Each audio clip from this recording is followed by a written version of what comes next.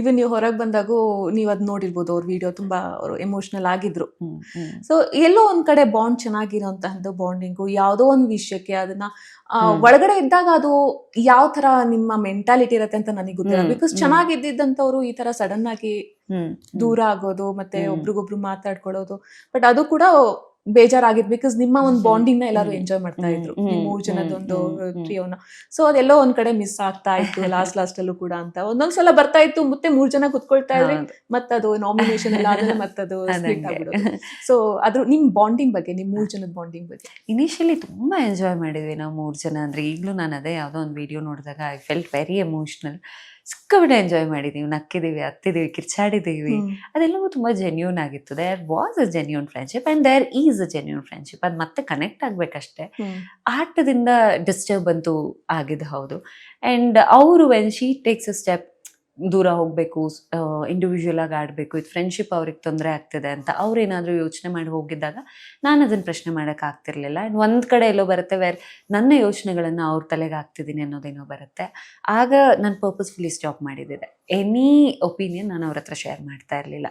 Because opinion ನಂದು ನನಗೆ ಮಾತ್ರ. Let me not put it ದೋ ಇಟ್ಸ್ ಒಳ್ಳೇದೇ ಆದ್ರೂ ಬೇಡ, ಅವ್ರ ಆಟ ಅವ್ರು ಆಡ್ಲಿ ಅಂತ ಹೇಳಿ ಅದಾದ್ಮೇಲೆ ಇಲ್ವೇ ಇಲ್ಲ. ಸೊ ಅವ್ರಿಗೆ ಅನ್ಸಕ್ ಶುರುವಾಗಿದ್ದು ನಾನೆಲ್ಲೂ ಅವ್ರ ಜೊತೆಗೆ ನಿಲ್ತಿಲ್ಲ. ಬಿಕಾಸ್ ನಾನು ಒಪಿನಿಯನ್ಸ್ ಕೊಡೋದೇ ನಿಲ್ಲಿಸ್ಬಿಟ್ಟಿದ್ದೆ. ಹಂಗನ್ಸಿ ಅವರು ಆ ಫ್ರೆಂಡ್ಶಿಪ್ನ ಅವ್ರು ಮಿಸ್ ಮಾಡ್ತಿದ್ರು, ಗೌತಮಿನ್ ಮಿಸ್ ಮಾಡ್ತಿದ್ರು, ಮಂಜು ಅವ್ರನ್ನ ಮಿಸ್ ಮಾಡ್ತಿದ್ರು. ಅದು ಕಂಪ್ಲೀಟ್ ಅದು ಹಿಂಗೋ ಅದು ದೂರ ಆಯ್ತು. ಇನ್ನೊಂದು ಬೇರೆ ಸೆಟ್ ಆಫ್ ಫ್ರೆಂಡ್ಸ್ ಆದ್ರು. ಆಟ ಹಂಗೆ ಮುಂದುವರಿತಾ ಹೋಯ್ತು. ಅವರೆಲ್ಲರೂ ಹೋದ್ಮೇಲೆ ಎಗೈನ್ ನಮಗೆ ನಾವೇ ವಿ ತ್ರೀ ವರ್ ದೇರ್. ನಾವು ಮತ್ತೆ ಒಟ್ಟಿಗೆ ಕೂತ್ ಮಾತಾಡಿದಿದೆ. ಆಸ್ ಐ ಸೆಡ್, ಮರ್ತೋಗುತ್ತೆ ಎಲ್ಲ. ಅದು ಆಟಕ್ಕೆ ಅಂತ ಆಗಿದ್ದ ಎಲ್ಲ ವಿಷಯಗಳು ಮರ್ತೋಗುತ್ತೆ. We start forgiving and gradually forget to.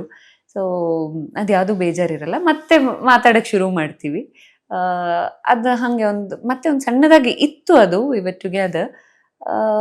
But ಅದೇ ಈಗ ನಾನು ಹೊರಗೆ ಬಂದಿದ್ದೀನಿ, ನೋಡ್ಬೇಕು ಮತ್ತೆ ಅವರೆಲ್ಲರೂ ಫಿನಾಲೆ ಮುಗಿಸಿ ಬಂದಾಗ ಶುತ್ಸಿ. ಫಿನಾಲೆ ವೀಕಿಗೆ ಅವ್ರು ಬಂದಿರೋದು ಎಲ್ಲರೂ ಹೇಳಿದ್ದು ಒಂದೇ ಮಾತು, ಶಿ ಇಸ್ ನಾಟ್ ಡಿಸರ್ವ್ಡ್ ಅಂತಂದು ಅಲ್ಲಿರೋದಕ್ಕೆ. ಬಟ್ ಅಂದ್ರೂ ಕೂಡ ಅವ್ರು ಅಲ್ಲಿದ್ದಾರೆ. ಸೊ ಅವ್ರ ಆಟದ ವೈಖರಿ ಯಾವ ಥರ ಇರ್ತಾ ಇತ್ತು? ಅವ್ರು ಫಿನಾಲೆ ವೀಕಿಗೆ ಬಂದಿದ್ದಾರೆ ಅಂತಂದ್ರೆ ಅವ್ರದ್ದೊಂದು ಸ್ಟ್ರಾಂಗ್ ಪಾಯಿಂಟ್ ಯಾವ್ದಿದೆ ಅಂತ? ಫಿನಾಲೆ ವೀಕಿಗೆ ಅವರು ಇಟ್ ವಾಸ್ ನಾಟ್ ಸೆಲೆಕ್ಟ್ ಆಗಿ ಬಂದಿದ್ದಲ್ಲ, ಹನುಮು ಸೆಲೆಕ್ಟ್ ಮಾಡಿರೋದು. So that is by luck ಹೋಗಿರಬಹುದೇನೋ. ಇವಾಗ ಆಟ ಆಡಿ, ಇವಾಗ ಹನುಮಂತು ಅಂದ್ರೆ ಅವ್ನು ಆಟ ಆಡಿ ಗೆದ್ದು ಅಲ್ಲಿಗೆ ಹೋದ. ಮೋಕ್ಷಿತಾ ಅವ್ರದ್ದು ನೋಡಿದ್ರೆ ಬಿಗಿನಿಂಗ್ ಡೇಸ್ ಅಲ್ಲಿ ಟಾಸ್ಕ್ ಆ ವಿಚಾರದಲ್ಲೆಲ್ಲ ಕಂಪ್ಯಾರಿಟಿವ್ಲಿ ಕಡಿಮೆ ಇದ್ದಾರೆ. ಆಡೇ ಇಲ್ಲ ಅಂತಿಲ್ಲ, ಆಡ್ತೀರಾ ಅಲ್ಲಿವರೆಗೂ ಹೋಗೋದಕ್ಕೆ ಆಗೋದಿಲ್ಲ ಕಂಪ್ಯಾರಿಟಿವ್ಲಿ. ಸೊ ನಾನು ಸ್ಯಾಟರ್ಡೇ ಎಪಿಸೋಡಲ್ಲಿ ನಾಟ್ ಡಿಸರ್ವಿಂಗ್ ಅನ್ನೋ ವಿಚಾರವಾಗಿ ತಗೋತೀನಿ. ಅದು ಓವರ್ ಆಲ್ ಗ್ರಾಫ್ ನೋಡಿದಾಗ. ಸೊ ಇವಾಗ ಫಿನಾಲೆಗೆ ಹೋಗಿದ್ದಾರೆ ಅನ್ನೋದಾದ್ರೆ ಅದು ಲಾಸ್ಟ್ಲಿ ಹನುಮಂತು ಕೊಟ್ಟಂತ ಒಂದು ಅಲ್ಟಿಮೇಟ್ ಏನಿರುತ್ತೆ, ಒಂದು ಅಧಿಕಾರ ಏನಿರುತ್ತೆ, ಅದರಿಂದ ಹೋಗಿದ್ದಾರೆ. So on that note it is that way. ಆ ಲಾಸ್ಟ್ ವಾರ ತುಂಬಾ ಚೆನ್ನಾಗಿ ಆಡಿರ್ತಾರೆ, ಅದು ಇಲ್ಲ ಅಂತಲ್ಲ, ಅವನು ಅದನ್ನ ಕನ್ಸಿಡರ್ ಮಾಡಿರ್ತಾನೆ. ಸೊ ಹಾಗಾಗುತ್ತೆ. ಅಂಡ್ ಇನ್ನೊಂದು ಏನಂದ್ರೆ, ಯಾರೋ ಅವ್ರು ಹೋಗ್ಬೇಕು ಅಂತ ಇತ್ತು ಅನ್ಸುತ್ತೆ, ಅದನ್ನ ಯಾರಿಂದಾನೂ ತಪ್ಸೋದಕ್ಕೆ ಆಗೋದಿಲ್ಲ. ಸೊ ಫಿನಾಲೆ ವೀಕಲ್ಲಿ ಇರ್ತಾರೆ ಅಂತ ಇದ್ದಿದ್ರಿಂದ ಇದ್ದಾರೆ ಅವರು.